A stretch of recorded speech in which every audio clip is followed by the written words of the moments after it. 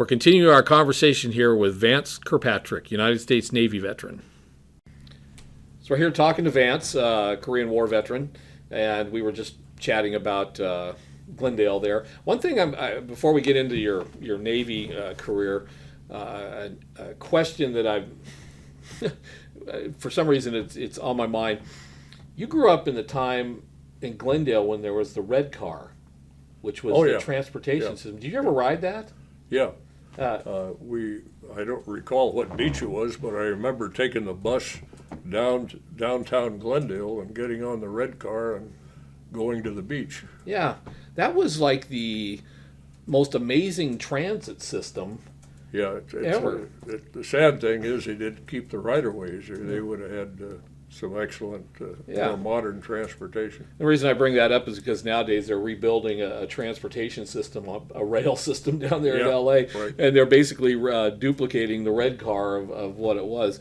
But it's kind of neat to think that you actually were part of that history, and getting on those clang, and being able to do that. Yeah, and going to the beach and everything. And during the war years, you couldn't drive. You could drive, but gas was pretty heavily rationed. Exactly. And also tires. Yeah. So it was easier just to walk down and get on one of those and travel about. A lot of people did that. Yeah, and you could get just about anywhere in LA on those things. Mm-hmm. So, but okay.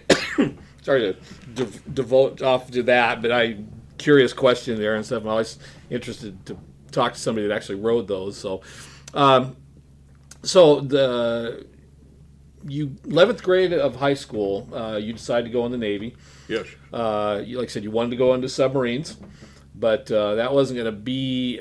So when you were did the recruiter get you into the aviation thing, or was it? How did you go to boot camp, and did they? No, they started off right away. When we went down to L.A., we spent several hours taking tests, and then after you took these tests, you'd be interviewed by one of the sailors, probably a first or second class petty officer, and he'd interview you and try to find out what your interests were. And I told him submarines, and they were really interested in submarines during the Korean War. Right. But they were in making more Airedales. Yes. So he said, if you go in, we'll designate you as a Airedale, and you'll go to A&P school after boot camp, and you'll go to an A school and learn your job. And I said, well, what if I don't? What if I just insist on going to submarines? And he said, well, you go out in the fleet for a couple of years and put in for it again. Maybe they'll take you for submarine school. Yeah. And I thought, well, the best thing would be to go become an Airedale. So that's what I did. Yeah. Back then, your boot camp, how long was boot camp back in early 50s? As I recall, it was a little over 3 months in boot camp at San Diego. We spent the first 5 weeks out at Camp Elliott, and we did, which had been an old Marine base, and all the rifle ranges were there, and we went to various classes, but we also did all our range work there, shooting the M1. Sure.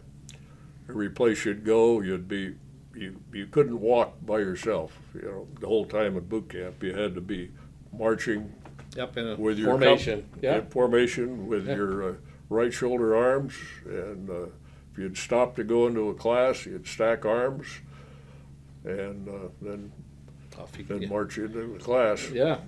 And then you went off to your A school? No, first you go to A&P school, A&P school. Preparatory School. Airman Preparatory. And how long was that time period? That was just about an 8-week course. 8-week course. And then they shipped you off to your whatever specialty yeah. You want, you could compete for it according to your grades in airman school. And I felt that the best chance to be on a flight crew was to go to AD school. That was aviation machinist mate school. Sure, yeah. And I went to Naval Air Station, Memphis, Tennessee. That was Tennessee. actually in the town of Millington, just north of Memphis. Yeah.